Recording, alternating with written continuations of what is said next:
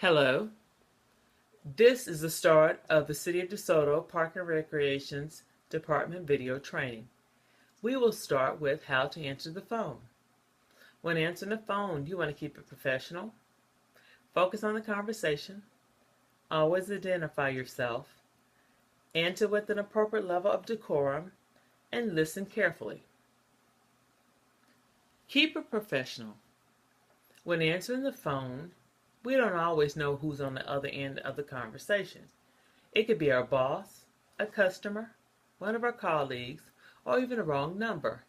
Answering the phone professionally will start whatever conversation we're about to have, get off on a good foot. Even if you have caller ID, it could be your boss calling from a colleague's phone. Answering the phone inappropriately will give people an impression of you that you don't want them to have.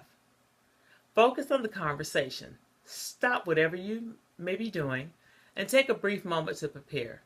Wear the face you want to project before picking up the phone.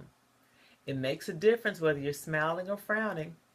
Your caller will hear that in your tone. Always identify yourself. In business situations, it is appropriate to answer the phone with your company name and your name.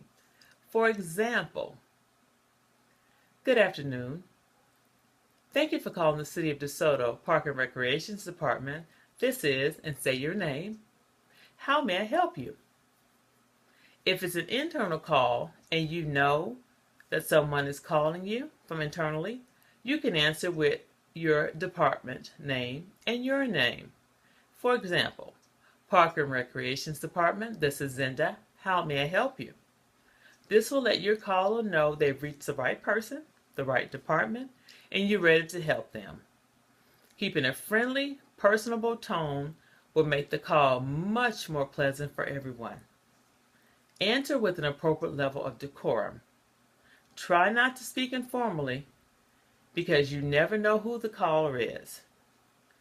If the speaker does not introduce themselves, it is okay to ask, "May I ask who's calling?"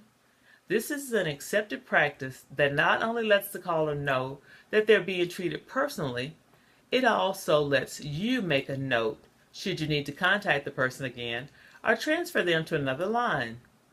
Don't ask them rudely because they will become upset with you. Listen carefully.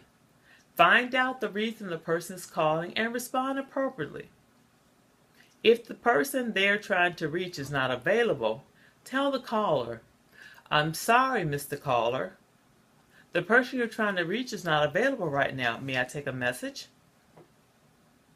Be sure to record the person's name, number, and purpose of call. This way, if it is an important call, the issue can be dealt with as quickly and as efficiently as possible. So remember, when answering the phone, we want to keep it professional, focus on the conversation, always identify ourselves, answer with an appropriate level of decorum, and listen. This is the first part of our training video series. Thank you, and I hope you learned a lot.